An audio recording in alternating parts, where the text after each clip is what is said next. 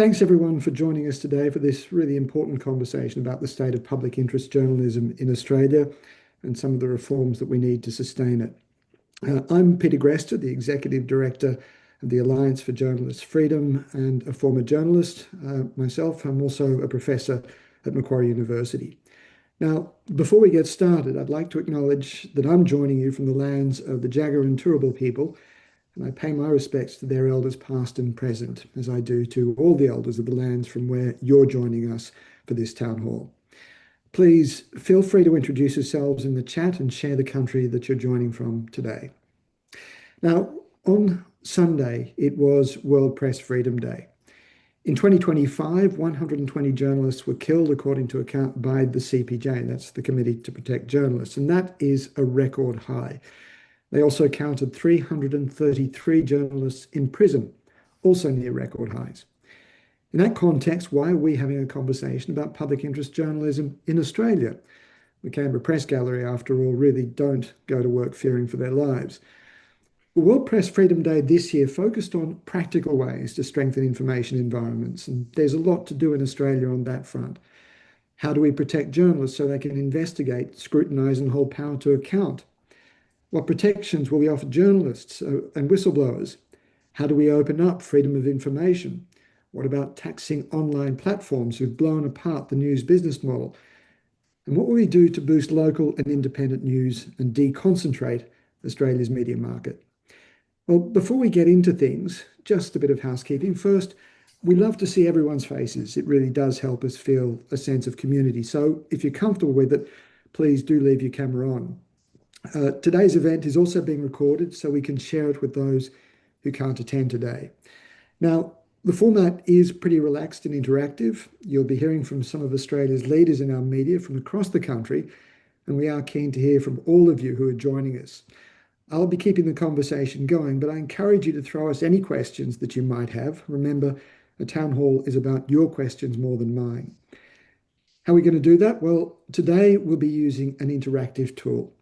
Please don't be shy. You should see a QR code on the screen, and if you scan that using the camera on your phone, it will take you to a tool where you will be able to join in. There is also a link to that website in the chat here on Zoom. Once you've got the tool, please click on the heart emoji on your screen to let us know that you're in there. Now, I know I don't need to say this to such an extraordinary group of people in the audience, but of course, please make sure all of your comments and questions are respectful. And finally, we really appreciate your views today. So please jump on and answer the questions that we've got for you guys, the audience, when they appear. I think that's all for housekeeping. Let me now introduce our first panel of three highly regarded journalists. First up, Professor Mark Kenny, who is, as I said, a former journalist and now a fellow of the Australian Studies Centre at the Australian National University. There's Lisa Davies, who is the former CEO of the Australian Associated Press and the former editor of the Sydney Morning Herald. And Chris Merritt. Chris is the Vice President of the Rule of Law Institute of Australia and its sister organisation, the Rule of Law Education Centre. He writes a weekly column on legal matters for The Australian and is also a contributor for Sky News. So remember, if you've got a question for any of our panelists, please feel free to drop it into the chat. And if you check your device on your second screen, you'll see we have a question for you as well. The survey question, my main source of news is. Please do get in there. So while we wait for some audience questions to come through, Mark, let me start with you. There have been some pretty egregious examples of attacks in the press in the United States, even with its constitutionally protected freedom of expression. There have been the threats to broadcasting licenses, changes to policy of reporting on the Pentagon, defunding public broadcasting, and so on. We don't see extremes like that in Australia. So we've got nothing to worry about, right? Yes, well, I suppose if you paint it like that, we don't have that kind of egregious sort of frontal attack on access by journalists who are actually, paid to do their job. And in this case, in the case of the US, obviously paid to cover what's happening at the Pentagon, what's happening at the Department of War, as it's now likes to be known, according to Pete Hegseth. But we do have other fetters on the ability to do our jobs. There are legal fetters, of course. We don't have the guaranteed freedom of expression to the same extent that the US does. There's an implied right of political communication, and there are defences against defamation. But defamation laws here in Australia are pretty powerful, as everyone knows. So that's difficult. And then there are, I think, the cultural things that happen. When I say cultural, I mean within the context of the specific culture of journalism and power, public institutions and government in particular, and the way they control the flow of information to the public through journalists, the professionalization of politics, a whole lot of things around that, which essentially act as kind of filters and baffles and to some extent frustrations in the process of getting at information. And of course, freedom of information, which is a great concept, is there's a whole range of ways in which it's an ideal that doesn't get lived up to because governments find ways of withholding information. Chris, you cover legal affairs and you work on rule of law issues. And of course, the government says it's been working to improve the transparency around a lot of the things that Mark was just mentioning, things like freedom of information, the secrecy provisions to the Crimes Act, whistleblowing laws, and so on. Do you think it's following through on that promise? No, but that's no reason to give up. But look, it's instead of criticising the government for this immense agenda that has not been addressed, I think the government needs praise for what it is doing. And I think the economics of journalism, of the media generally, is disastrous. That's the reason we've had so many job losses in the commercial media, at least. And I'm delighted that the government has finally come to grips with the bargaining code that's been in place for a while, aimed at encouraging the social media giants and Google to do deals with the media to try and compensate for their theft, really, their theft of journalism without payment, which has allowed them to attract an audience and then monetize that audience through advertising. And those ads that are now online used to support journalism in the mainstream media. And the government's new bargaining incentive, in my view, is a significant improvement.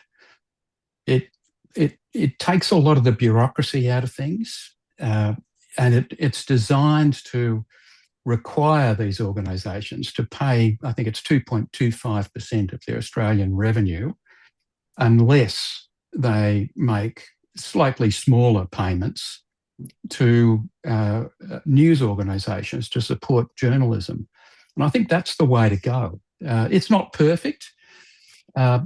I wonder, for example, about the logic behind exempting artificial intelligence organisations such as ChatGPT, Claude, and others from this arrangement, while Google is in there, because those artificial intelligence apps, if you like, are eating the lunch of Google. That's the future, but they're not covered by this arrangement. And I think that's an oversight that needs to be addressed. But bottom line, I think the economics of the media is the biggest problem confronting public interest journalism.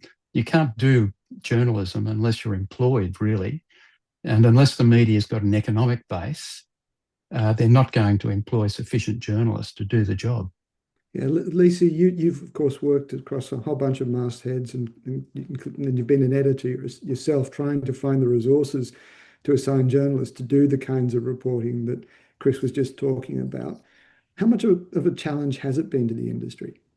Oh, it's a huge challenge. And I think you really have to look at, as Chris mentioned, the job losses and the closures of mastheads, particularly in regional Australia, over the past five to 10 years, to see what, how much has been sort of carved out of the industry. I mean, reporting across sectors, solid investigative reporting, whether it's the shoe leather journalism that just keeps people informed, or real deep investigations. That doesn't happen by accident. It requires deliberate investment and it takes time.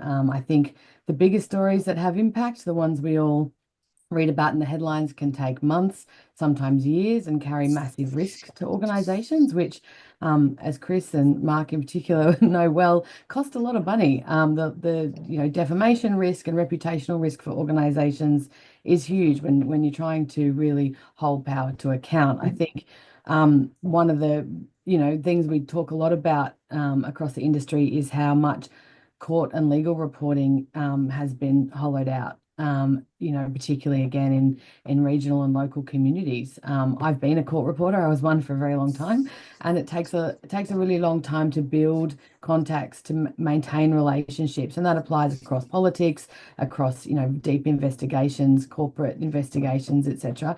You need to build sources, you need to build trust, and when there isn't that level of commitment to both personnel, to staff, and to time, the capacity for that journalism disappears. And as a result, powerful people don't get scrutinised.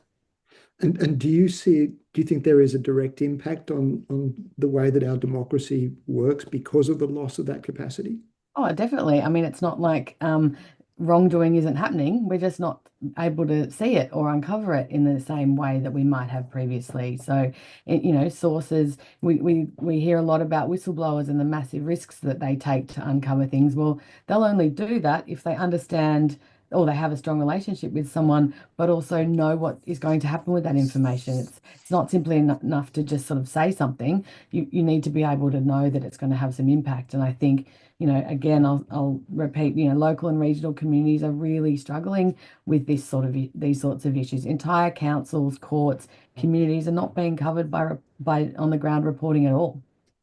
So thanks very much. Well, as you've been speaking, we've asked our audience for their main source of news. I wonder if we can bring up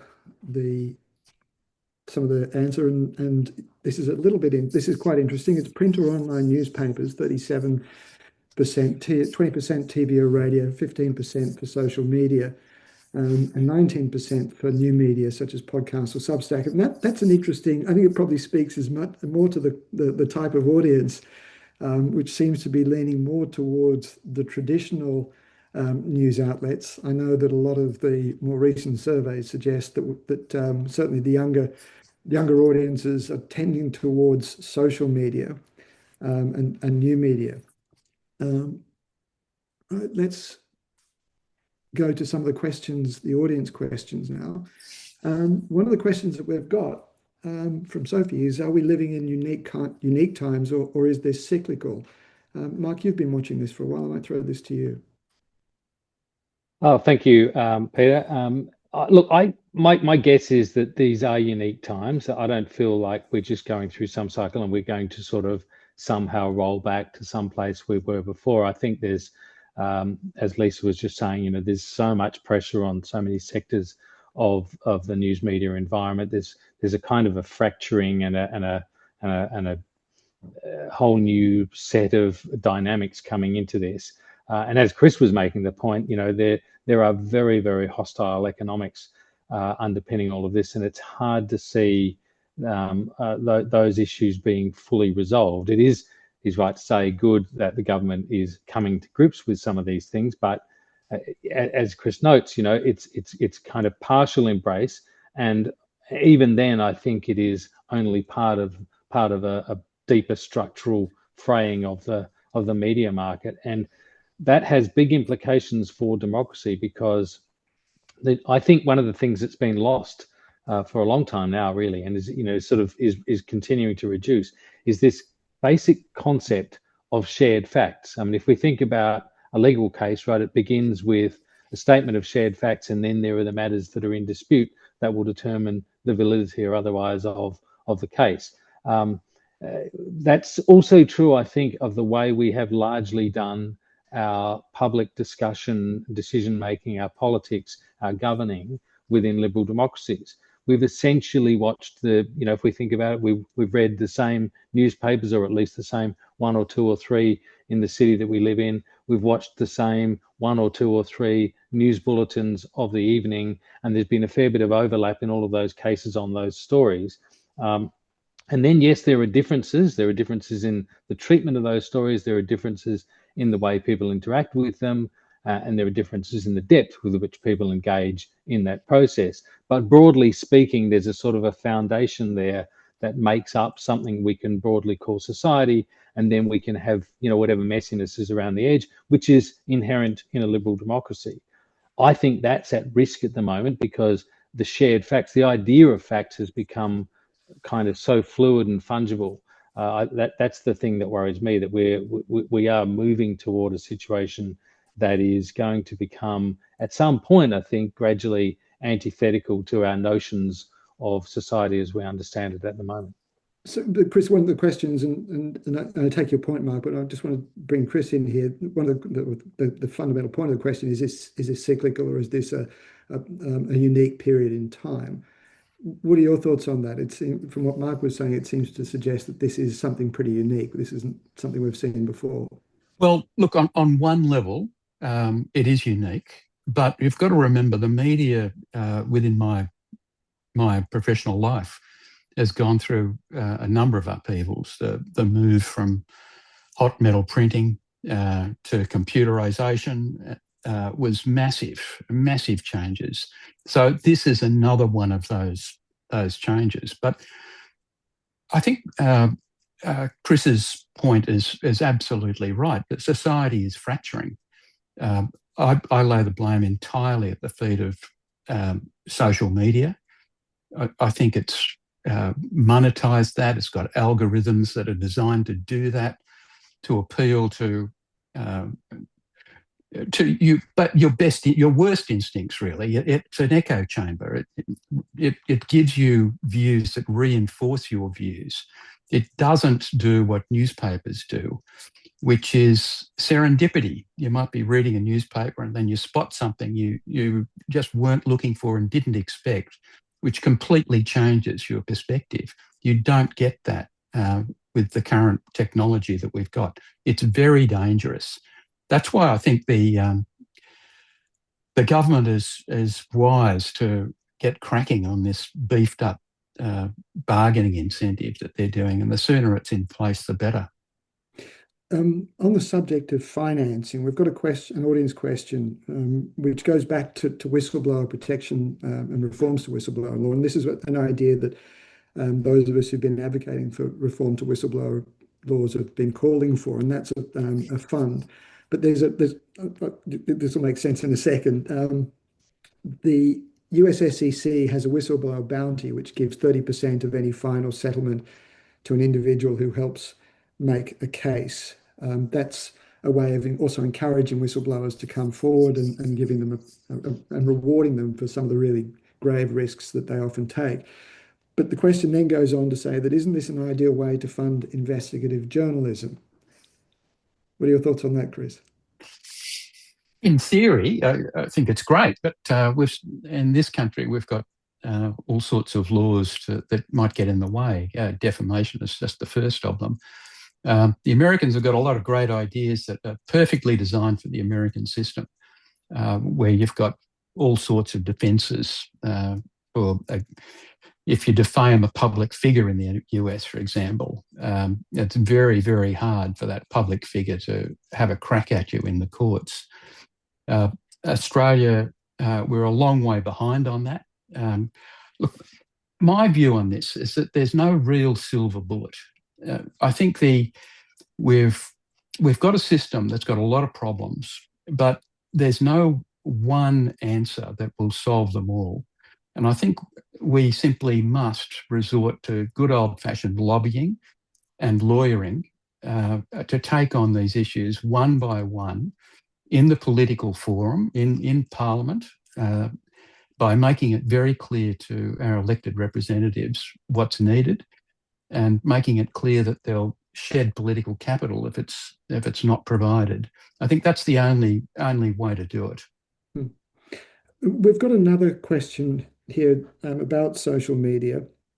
A bit of an interesting hypothetical, and I'm going to throw this to you, Lisa. If social media existed at the time of the Watergate break-in, would Nixon have been forced to resign a lot sooner? I think that question was actually for Mark. Mark, do you want to take it? You can have a crack at it, and then we'll see what Mark's got to say. Okay. Um, oh God. Look, probably. I think there's, a huge amount of engagement across social media on the news. And I guess just bouncing a little bit off what Chris was saying, I absolutely agree. There are some huge problems facing the media industry. It's not the first time it's faced upheaval. It's been, we've been in a state of constant disruption for probably 20 years now. I also think, you know, media companies generally have been pretty slow to adapt to some of the um, disruption that has occurred, and at the risk of, I probably have been, in at different times one of those people, but to this point. Media companies need to be far better at meeting audiences where they are, and that is largely on social media. And unfortunately, that does mean many media outlets need to have TikTok accounts and to really make sure the factual journalism that is so important to democracy and so important to, our way of life, and we would need to preserve that those facts, those stories are getting to people in the way that they are going to receive them, because unfortunately we can't force everyone or anyone to take out a subscription to the Australian, to the Sydney Morning Herald, to the Age, to anywhere. We have to find ways to deliver journalism better, and continue to do that as social media continues to evolve. Can I have a quick crack at that, Peter? Of course. Go for it. I'll just be very quick about it. Sadly, I think that if Watergate happened now, the president wouldn't be forced to resign, largely for the reasons I was talking about before. There is so much contestation of basic facts, so much partisanization of news itself, that I think there would be a significant lobby. I'm asked a question, for example, by someone else about appearing on Sky News, which I don't do a lot of. I think they're thinking of Chris, my cousin. But there is so much sort of partisan commentary, either to the left or to the right in our media market now, that it offers, I think, protection for all kinds of malfeasance and misbehavior that once would have been career ending or career interrupting, but which is now able to be ridden out. And we've seen this tendency in politics now for politicians to simply ride out these storms, backed by a raucous section of the media, which at the time of that happening, essentially runs commentary on the other media. And so we have this kind of whole sense that everyone is being political. People who are doing journalism, who are discovering it, they're being political because they're under attack from someone else and being positioned that way. And the final point is that the story of Watergate, of course, is a story of committed, ongoing investigative journalism over a long period. And as I think we've all agreed, it's not dead, but it's actually pretty hard to do. And it takes a lot of stomach from editors and news organizations to stay with the story. We've got a general question here to anyone that wants to weigh in on this. Are any of the panelists across the collapse in media regulation happening in real time over in New Zealand? And does that sound alarm bells for us? I can only say that New Zealand lost its newswire some years ago, and I know that the industry is struggling there. I'm not quite across the regulation side, but media in New Zealand is really challenged. And yes, it does sound alarm bells for us. Let's have a look at the next Menti screen and see where we've got the questions. We've got, in one or two words, what do you think is the biggest threat to public interest journalism in Australia? There's quite a few options there, which I think speaks to some of the challenges that we've just been talking about. Social media, binary politics, a lack of visible business models, advocacy journalism. There are a whole host of headwinds that we're struggling with. Mark, one of the things that we've been discussing has been the whole question of the digital environment, and the fact that, and Lisa said that we've got to meet audiences where they are. It strikes me that one of the key things that the really interesting things about the social media ban on under 16-year-olds is this is the first time that the government has recognised the need to regulate the algorithms or the environment that they operate in. We can have a whole other conversation about its effectiveness or not. But do you think that the government may be willing to take on the social media companies to regulate the algorithms? Well, I think the early evidence is that the government is, and I think Peter Malinauskas in South Australia can take a lot of the credit for that.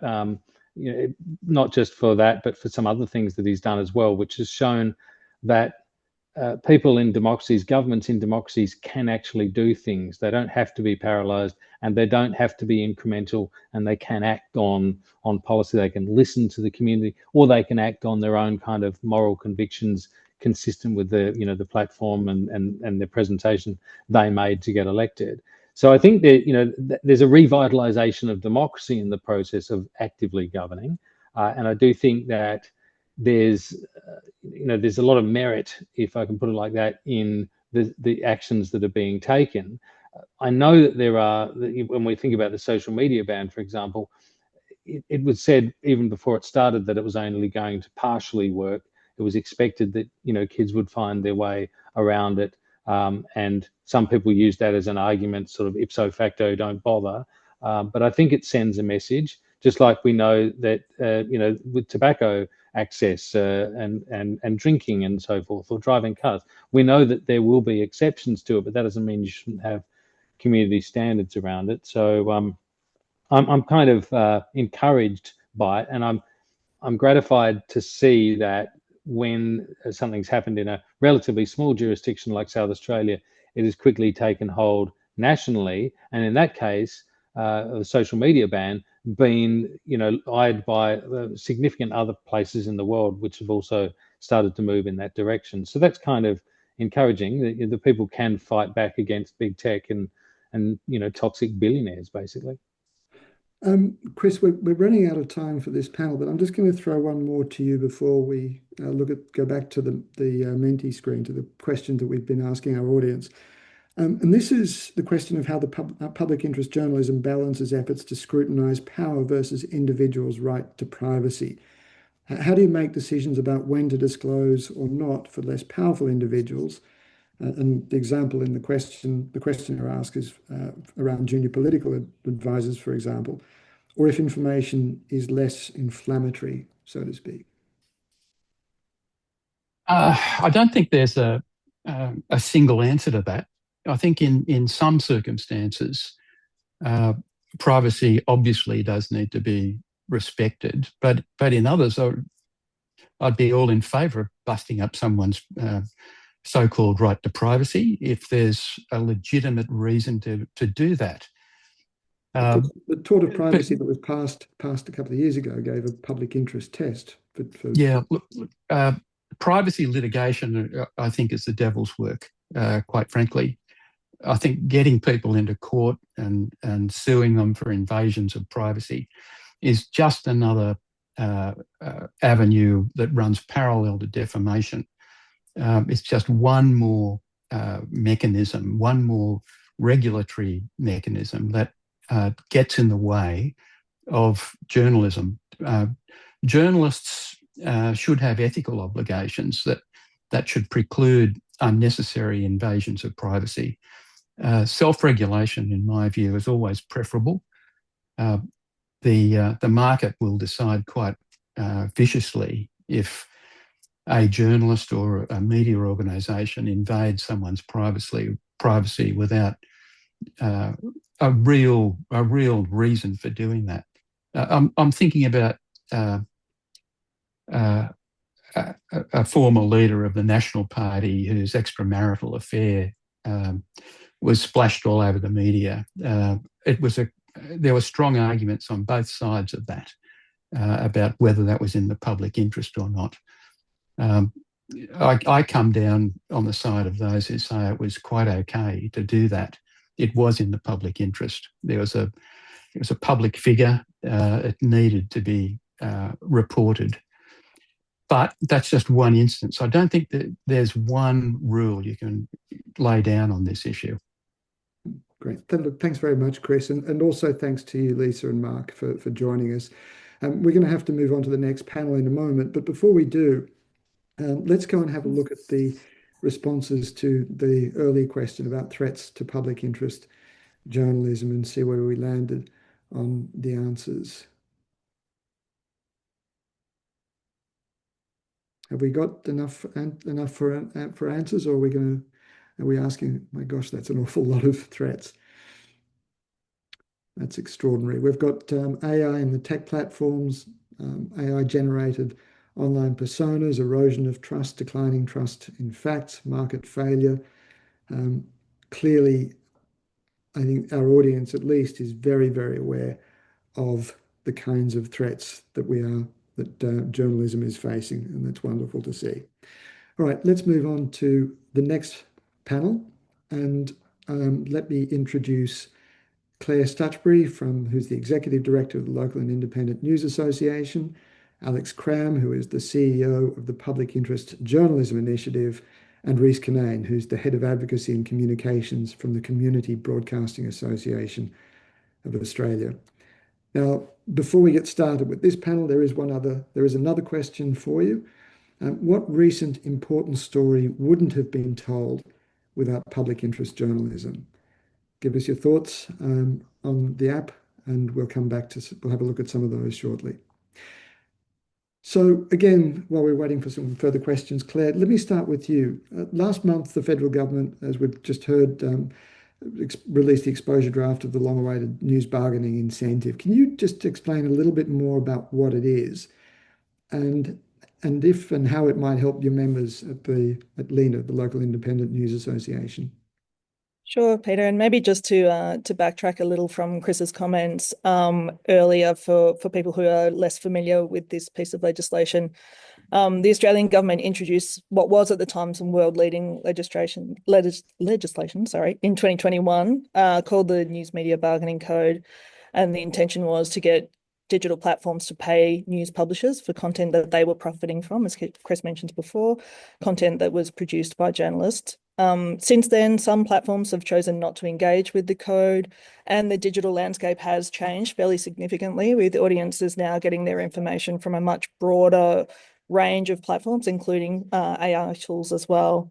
So the news bargaining incentive is an additional policy lever intended to incentivize digital platforms to engage in deals with news publishers, or to pay a levy through the tax system if they don't. So the government is in consultation mode around that legislation at the moment.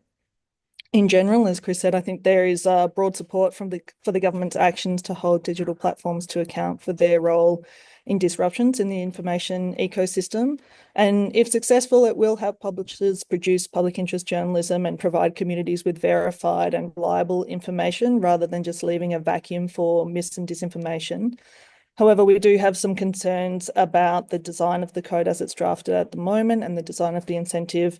The current design does have some barriers to participation for small and medium news organisations, who are currently excluded from the code's eligibility criteria in some ways, and from capacity to engage in others.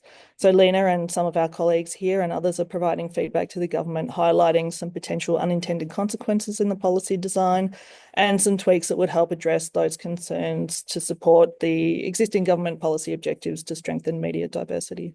So it's really about trying to make sure that we get the revenue down to local and independent and regional news services, the kinds of services that aren't really served by the big broadcasters, the big news publishers. It is, and it's about creating the opportunity for participation in the code. Rhys, you represent community broadcasting, and of course, community broadcasting is one of those branches of the industry that affects millions of Australians tune into regularly. I know I'm certainly one of those. But that's also a sector that's often overlooked in these conversations. There's a really interesting example. One of your members, 2SER in Sydney, is struggling to stay open. Can you just tell us a little bit about what's happening there, and what might help them to keep the lights on, whether in fact you see the news bargaining incentive as perhaps one way of getting funding?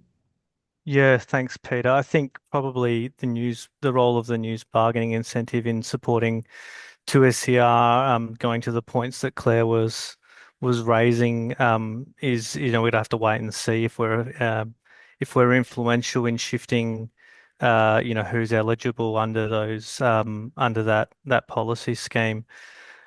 In general, community broadcasters are going to find that an uphill battle.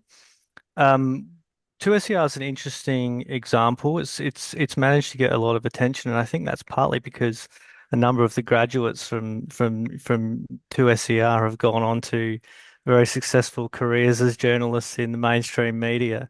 Um, so that helps. That always helps to have powerful alumni. The the It was an interesting model. Two universities supporting an educational community broadcaster. It was successful for 47 years.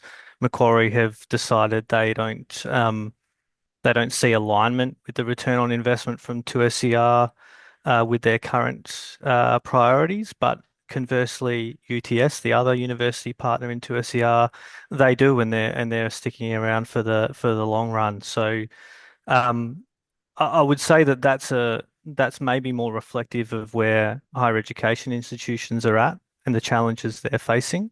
It's not something we see being a blanket trend across community broadcasters. A lot of them are funded very differently and would love to have an institutional partner like a university, but often rely more on subscriber fees, on sponsorships from local businesses, and from grant funding from public and private sources. So it's a really diverse group, community radio, across the 300 plus organizations and 500 services. And within that, there is, I guess, yes, revenue challenges that are across the board. Costs are going up, income sources are more challenging from all of those sources I've mentioned. So there's an underlying challenge for all community broadcasters, but there's a variety of solutions and models that will see us through. And I think the product is still really strong. Our audience continues to grow. Get 5.4 weekly listeners now. Our battle is really more along perceptions. A lot of attention on new media, podcasting, social media, and potentially, I often get invited to sessions about the death of radio, to speak on those topics. It's nice to be on this panel today. But that's not the reality. The audiences are growing. People are tuning in. They like live radio. It reminds me of that old song, "Video Killed the Radio Star." Alex, you've been tracking PG, the Public Interest Journalism Initiative, has of course been monitoring newsrooms across the country. There's been an ongoing narrative around the spread of so-called news deserts, those communities that have lost any form of local community news or news services. What are the patterns that you're seeing? What are your studies showing you? Thanks, Peter. Just a caveat: our data's getting quite dusty. We had significant funding cuts, which meant that our research function was greatly reduced. But nevertheless, over the past 6 or 7 years, PG has been tracking. In fact, was one of the first organisations to have a look at what was happening in the sector. And I think we'd argue that the issue is structural, not cyclical, as we've been discussing before. In a broad sense, Australia's lost hundreds of local news outlets over the past decade, and that's particularly noticeable in regional and outer suburban markets. And what replaces those that go is often thinner coverage, syndicated content, and as you just mentioned, in many cases, nothing at all, creating the so-called news deserts, where communities lack basic scrutiny of all their local institutions and broader ones. And I'm coming to you here from South Gippsland. I live in rural Victoria, and it's, I see that from a personal perspective of what happens when the local newspaper closes down. And although we talk about things in a high level sense, at a community level, it's things like births, deaths, and marriages, the netball results, what's happening at the local livestock exchange. Those kinds of things are the stuff that's discussed at the pub, and the information that's coming in or not coming in and filtering into the pub filters out into the community. And so when we talk about democracy counts and that public interest journalism is key to maintaining our liberal democracy, that is eaten away through those very real and practical impacts. there are isolated signs of resilience. We see digital startups and there's some philanthropical backed models, but really they're not at the scale needed to offset the losses that we've seen. So the underlying economics haven't shifted, as everyone's mentioned. Advertising revenue has permanently migrated to global platforms, and audience fragmentation continues as a result of social media. So although it may seem cyclical as the rate of decline fluctuates from year to year, our view is that the trajectory is still negative. And of course, there are some areas that on paper that still have local newspapers, but those newspapers are often provided from centralized sources that syndicate out to those regions, and the local content is very, very little indeed. Let's have a look before we move on to some audience questions, and we're starting to get a few through. Let's just have a look at the results of the last audience survey, some of the stories that wouldn't have been told if it weren't for public interest journalism. Ben Roberts-Smith features quite highly, clearly in your estimation. Robo-debt is another one, which seems to come up quite a lot. Indigenous deaths in custody, again, and robo-debt. Aged care reform. All of these things, I think, really do highlight just how significant public interest journalism is. And I think it's one of the interesting questions to ask is about the counterfactual. What stories wouldn't have been told? What are we losing when we lose public interest journalism? The extent to which good public interest journalism really does keep the government honest and accountable. Right, let's go to some further further audience questions. The media industry doesn't have a very confident future if journalism degrees are significantly more experienced. I'm sorry, I'm slightly struggling with the phrasing of the question. Student radio stations are being defunded. Other student media is under threat. Alex, you mentioned community radio stations as being a kind of source, a feeder for a lot of larger newsrooms. I guess, Claire, a lot of your members too would see student journalists or young journalists starting their careers out in the regions. Do you think that there is going to be a flow-on effect if we lose some of these areas, some of those news services, some of those smaller outlets, Claire? I do think so. I think we need to think about the news media environment and the whole landscape as an ecosystem that supports each other. And you don't get the kind of coverage of the stories that we were seeing highlighted just there, the robo-debt, the Ben Roberts-Smith, those sorts of stories are not told by cadet journalists most of the time. People have to develop those skills and those investigative journalistic techniques. So really, community broadcasting and student-led journalism is a really key pathway into journalism careers and an important part of the overall ecosystem. Is it that we're looking, is this a question of market failure? I mean, is it that we're just not able to produce something that the market wants? Or is it that we really need to stick a thumb on the scales? I mean, there's always been a debate about saying that it's up to the news industry to figure out a way of providing content that the public wants and is willing to pay for. I think the assumption that the public is willing to pay for it is probably something that we could contest. I think a lot of times we see people expecting really to receive news for free because it is essential information in a lot of different settings. And whilst they do value it in lots of spaces, they're not necessarily willing to pay for it or not able to pay for it. So we think about news as something that needs to be accessible to everybody because it is essential information in a lot of circumstances.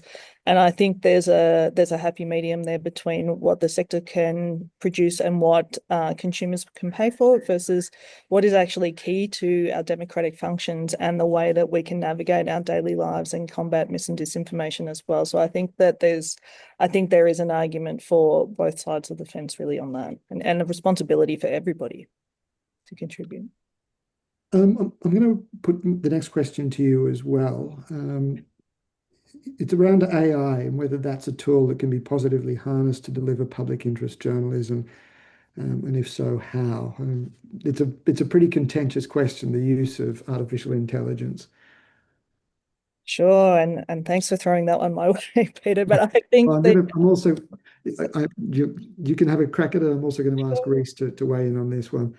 Sure. Look, I think there is a role for AI in supporting journalism that can be repetitive or for data mining, for example, for helping us analyze large amounts of information. I think AI can be a really efficient tool in some of those settings. I think then how we tell that story and what we do with that information very much requires human oversight and human input. So I think when we think about AI as a tool for gathering and testing information, that's one instance. The efficiencies around that can be beneficial, but I wouldn't necessarily say it's a future replacement for journalism or for the curious mind.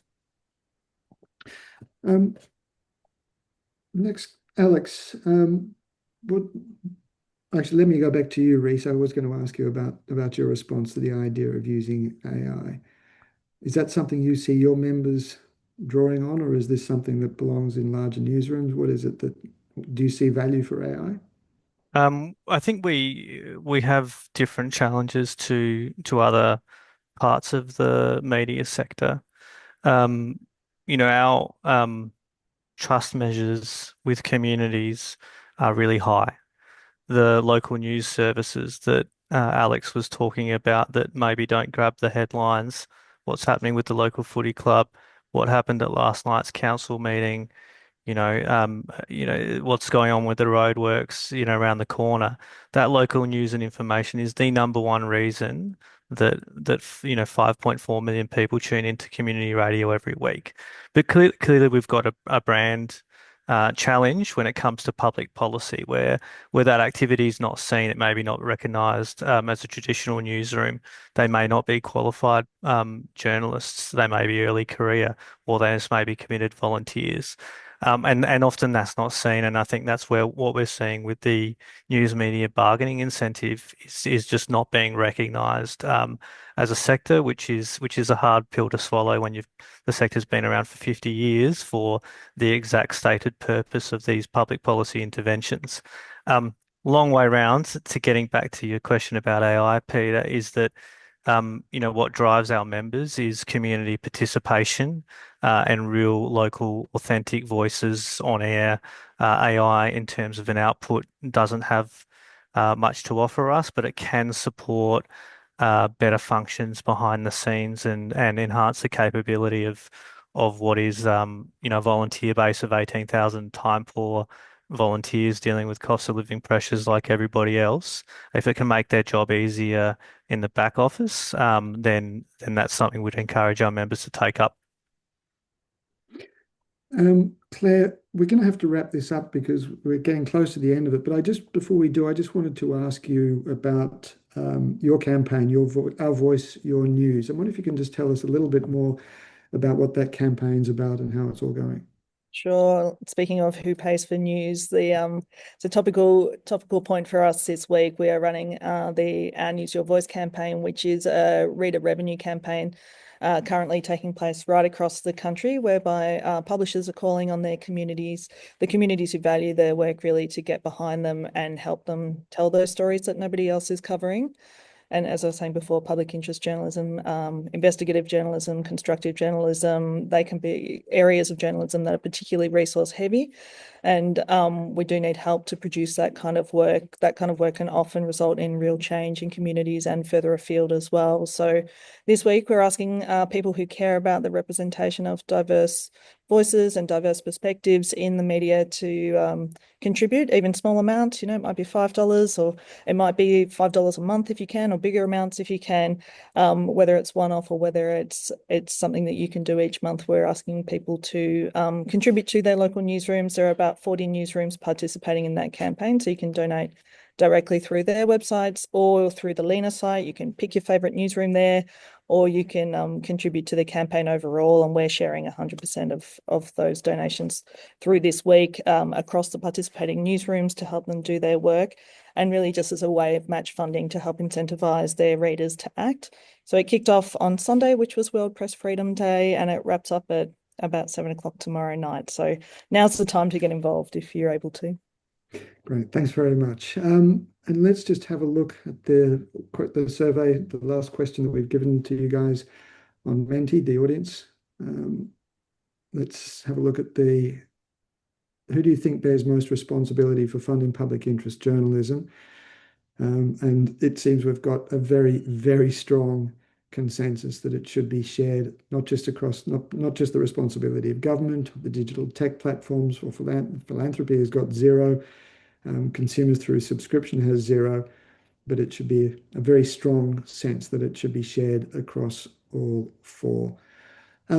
Before we wrap this panel up now, before we wrap up the town hall, I'd like to introduce Tom Mooney from the Democracy Counts campaign. Now, Tom has been driving Democracy Counts. It's a new campaign powered by McKinnon, which is an independent bipartisan organisation. The campaign is building an alliance of which the local and independent news association, LENA, the CBAA, the Community Broadcasters Association, and the Public Interest Journalism Initiative, and my organisation, that's the Alliance for Journalist Freedom, are all a part of.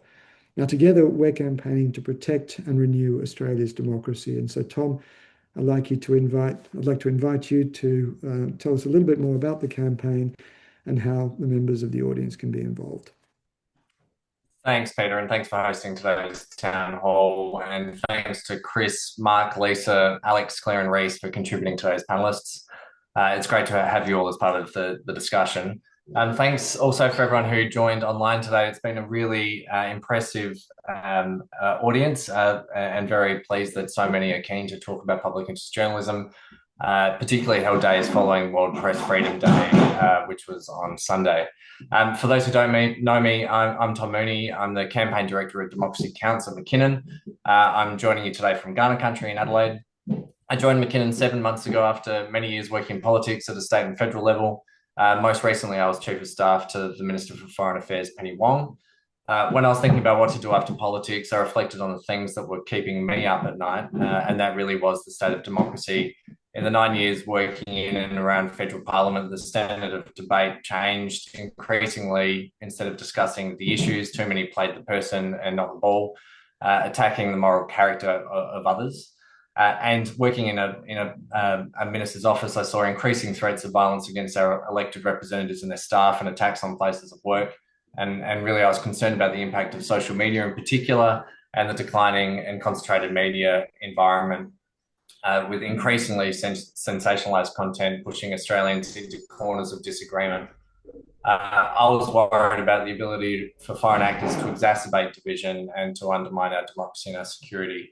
I could see while all that was happening, trust was declining, and these together are the things that were keeping me up at night, as I imagine they do for a lot on today's town hall. It's this concern that led me to join McKinnon and the Democracy Counts campaign, and the truth is, the reality today we face is sobering. Research that we published recently showed that while Australians overwhelmingly value our democracy, they're losing confidence in how it's being run. They feel the system is working for the few and not the many, and they see a flood of disinformation, a lack of transparency and lobbying, and they feel like their voices are being drowned out by short-term political interests. So we need a deep cultural shift to renew the trust Australians have in our democracy and in our democratic institutions. And that's why Democracy Counts exists. It's more than a campaign. We want to build a long-term platform to organise that quiet, widespread desire for better democracy into a powerful, non-partisan movement for reform. We aren't here to tweak the edges. We're seeking to ensure that every Australian feels like their voice truly counts. That's at the heart of Democracy Counts. And I hope each and every one of you on the call today will be a part of this movement into the future. To make that possible, I'm asking you to say, count me in. Please go to our website at www.democracycounts.org.au and fill in the Count Me In form, and we'll make sure that the details are in the chat. By doing so, you aren't just joining a mailing list, you're joining a disciplined, coordinated movement that will drive the pressure needed for real policy change. I've always believed that when Australians come together with a shared purpose, there's nothing we can't achieve. This isn't about one side of politics or the other. This is about the rules of the game and the information environment that allows us all to thrive as a nation. We have a fair system. We have good journalists and so much scope to support strong, robust public interest journalism, but we can't take this for granted. We need to remind Australians that the system only works if we show up and we shape it. Good public interest journalism counts. You count, and I hope that you'll join us in our campaign to say that counts. Great. Thanks so much, Tom. Friends, that brings us to the end of this town hall. Thank you all so much for joining us. Thanks to our incredible lineup of guests and panelists. And thank you all for coming, and good evening.